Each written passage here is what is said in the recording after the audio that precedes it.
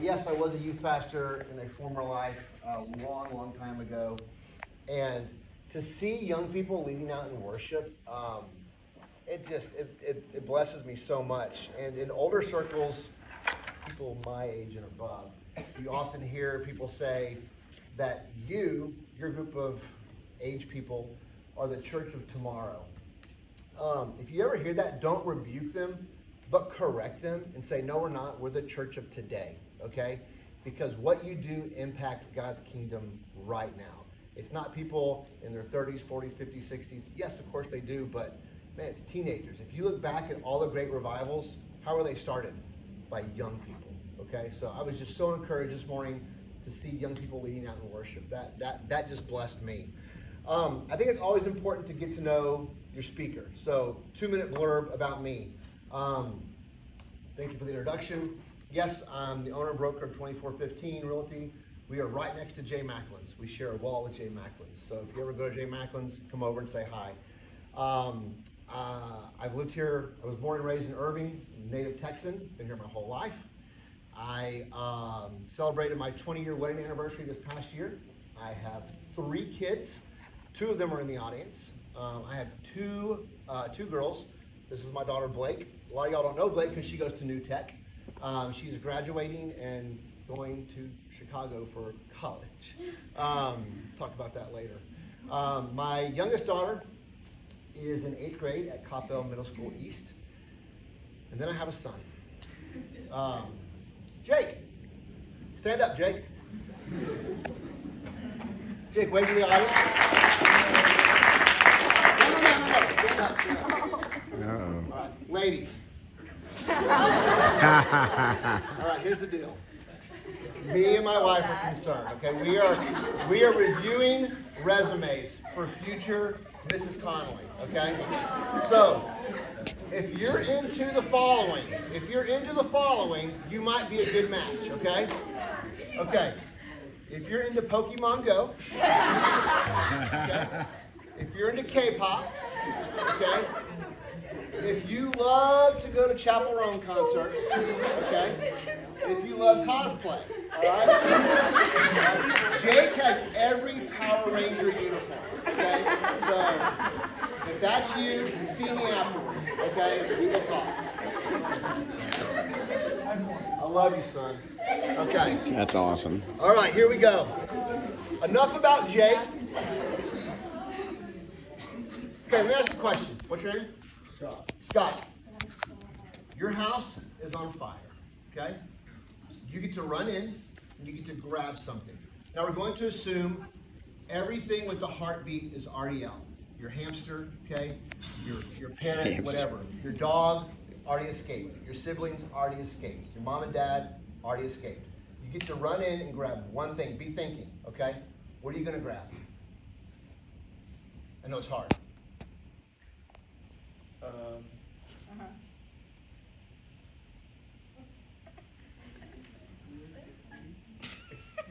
Probably like stuff on my desk. Like I have a football, I have a Bible, I have. Okay. Dad is just grab all on the desk. Okay. As much as you can on your desk. All right. Sound good. Ethan, what are you going to grab? My son baseball. By who? The one I signed for you? Ha. No.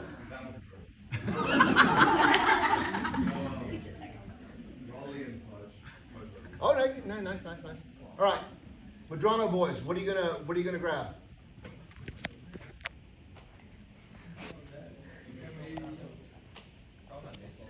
Baseball stuff. That's important. Yeah, I guess that is signed baseball. Okay. Like Rob Manfred. Okay. There was a time in my life where, so as you get older, I think these things change, okay? There was a time in my life where if you would have asked me what I would have grabbed, it would have been this. Don't break it, Kenny. It would have been this trophy from 1991, okay? This is, get the dust off, okay? Vintage. This is an old trophy, all right? 34 years maybe, if my math is right. I want to tell you the story behind this trophy and why this is so important to me. I want to tie this into scripture. So I had a cousin my age who was better at me at everything. He was smarter than me. He was bigger than me. He was a better athlete than me. We played baseball. I was like the ninth hitter. He was like in the fourth spot. I mean, he was just good at everything. I was jealous, and I resented him because he was better at everything. Well, I had a grandpa who was a tennis instructor. He was phenomenal, and he played in the Senior Olympics. And at one point in his life, he held every single championship division for his age and above in Texas, Oklahoma, Arkansas, Louisiana for singles, doubles, and mixed doubles. He was an amazing tennis player. And so I had this idea. I wanted to go to my grandparents' house for about 2 weeks during the summer, and I wanted to learn how to play tennis because I knew my cousin didn't play tennis. And I thought, if I can get lessons, I can finally beat Corey at something. Okay? And so for every day, me and my grandpa would go out and he would give me lessons. And over the course of 2 weeks, I got pretty good. And I didn't tell Corey about this. And so I come back and he's at my house and I said, hey, do you want to play tennis? And he's like, dude, I will kill you. Because he beat me at everything, right? I'm like, all right, well, let's go play. And I destroyed him. And it was like a great feeling, right? And then I told him I've been taking lessons. So fast forward, I'm in high school. I'm doing really good. I've won district. I've won area. And I'm 17 years old. And I hear about this tournament at a junior college. So I get this crazy idea. And I call my grandpa and I said, will you play doubles with me? And he was 76 years old at the time. Okay? And he said, no, I'm not playing doubles with you. I said, no, I want you to play doubles with me. And so I was relentless, and I basically begged him. And after about 2 days, 3 days, he called me back and he said, I will play with you, okay? So we go, and we enter this tournament in Fort Worth at this college, and it's a pretty good sized tournament. And we win our first match, and we won our second match, and then we won our third, and now we're in like the semis, and oh my gosh, we've made it to the finals. Okay, this is amazing. Like my dad's there, my mom's there, my grandma, my aunts and uncles, everyone's coming to watch because they know we've made it. And I go over to the draw and I look at who we're playing because it has the scores. And every score next to them said 6-0, 6-0, 6. These people have not lost a single game, okay? Well, come to find out, they were the #1 doubles team at this college. They're both like 21, 22 years old, and they were great. And so we go out and we play, and we lose. Is there any tennis players in here? Okay. Well, I'm gonna have to explain tennis real quick. So we lost the first set. We got destroyed. Okay, we won 1 game. So they beat us 1. We scored 1, and they scored 6. And in the second set, we're losing 0-3. They are 3 games away from winning the championship. And the whole time, I was the driving force. I was the one who was helping us win because I was the young athletic guy, right? I was playing hard tennis, fast tennis, and we were doing well. We were winning, but we couldn't beat these guys. And so on our break, on the crossover, my grandpa said to me, he said, you've got to stop. You've got to let me get involved. And you've got to do what I tell you to do. If you do what I tell you, I know we can beat these guys. He said the guy in the yellow shorts, or green shorts, the guy in the green shorts has a horrible backhand. Not horrible, but it's the weak backhand. We're going to lob to his backhand. And I want you to see what happens. And so we did. And we won the next game. Bye, Blake. Love you. She's going on a senior trip. She doesn't hate her dad speaking, I promise. And so we started winning. And we won the second set. And so on the carryover, you see these guys, and they are fighting. They are getting mad at each other. And so my grandpa said, we're not hitting anything but lobs. We're going to lob to both of them the entire time. And a lob is a very high shot, and we're trying to get it to go back to the baseline. And so they're getting these lobs, and they're trying to kill it, and it's going into the net or it's going out. And at one point, the guy got so frustrated, he threw his racket and it went like three courts over. And this guy screams, he's like, "This isn't even tennis!" Because we're just lobbing, okay? And we won. We won the entire thing. This is our first place trophy. And it was such a valuable lesson in my life because I had to become part of a team. I was trying to do everything by myself. And I didn't realize that I really did need help. I needed help from somebody older than me. And I think about this story, and I think about my walk with Christ, and I think about the church, and I think about even the name of this organization, Fellowship of Christian Athletes. What does it mean to fellowship? So my wife's a physician, and I've always said this. I feel like the church, I want you to think of the church as a hospital, okay? And when you go to a hospital, sometimes, well, you have two people there. We're going to say there's two people in a hospital. There's doctors and nurses. We'll count them as one people.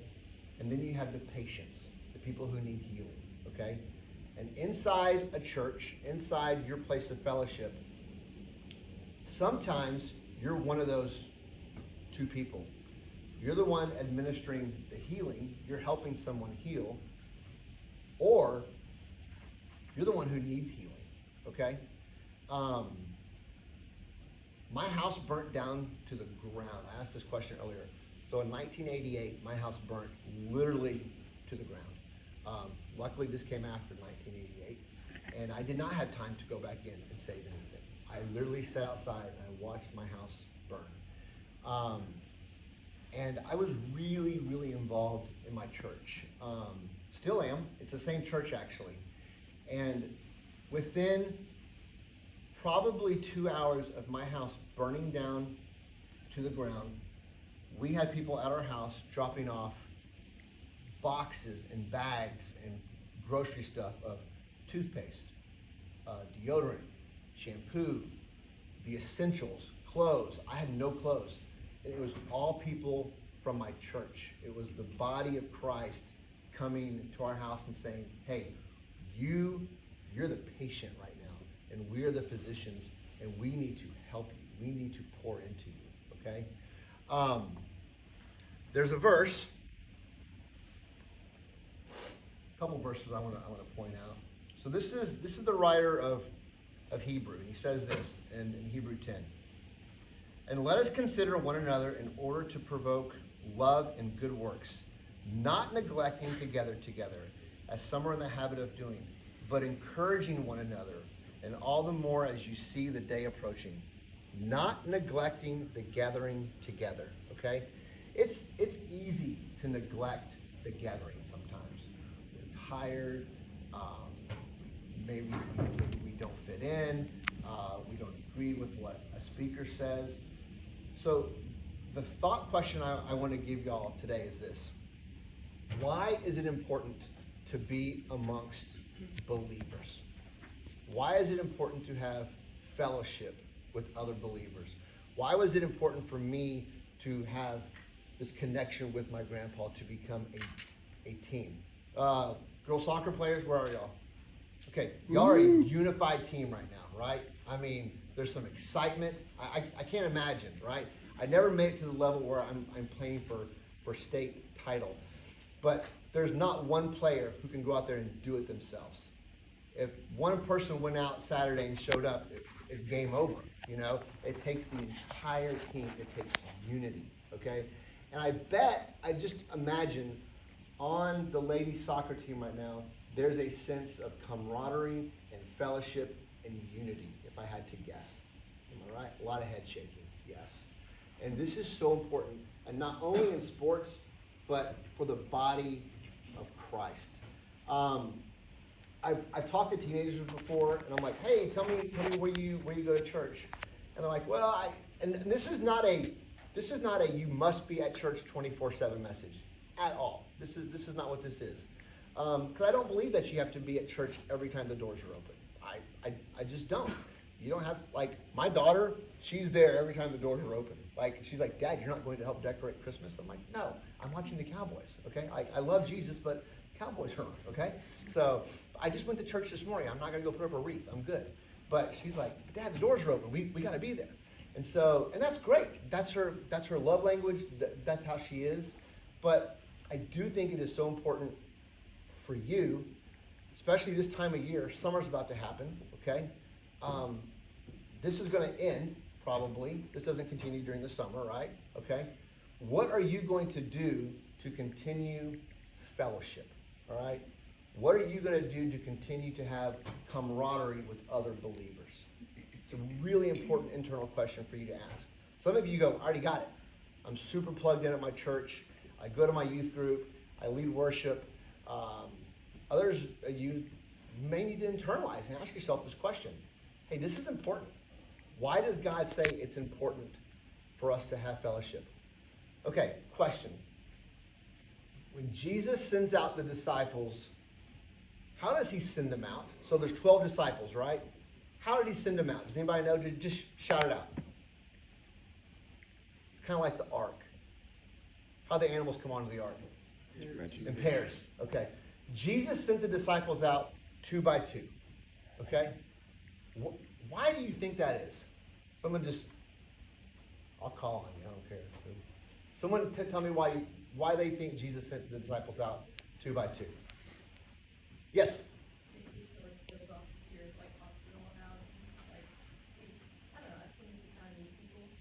Absolutely. Yes.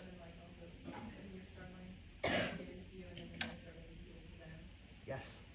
You just said so many important key factors right there. Number 1, accountability, right? Man, when someone's down, you lift them up, right? Encouragement, right? That's so important. Maybe for accountability, right? I mean, it's easy to get lazy by yourself. If you've ever been at a gym and you have a workout partner, it's easier, and I think, to push yourself further if you have somebody working out with you, right? When I was high-level tennis, it's great to hit against a ball machine, but to have a physical person pushing me was so much better, so much better. So I just wanted to encourage y'all, okay? Continue to have fellowship, because it is so important. Continue to have camaraderie, okay? And find your place of worship. If you've already found it, I hope you're plugged in. I hope you continue. But if you're struggling with that, there are some great churches in the area. There really are some phenomenal youth group programs in the area. And maybe you need to visit and find your niche, but I think that's important because, like I said, you are the church of today, okay? Teenagers are the church of today. Y'all make such an impact. So I just wanted to encourage you to be involved, to pour into each other's lives, to hold each other accountable, and to be that partner for somebody else, okay? I think there's a couple questions, right? A couple small group questions that we're gonna have.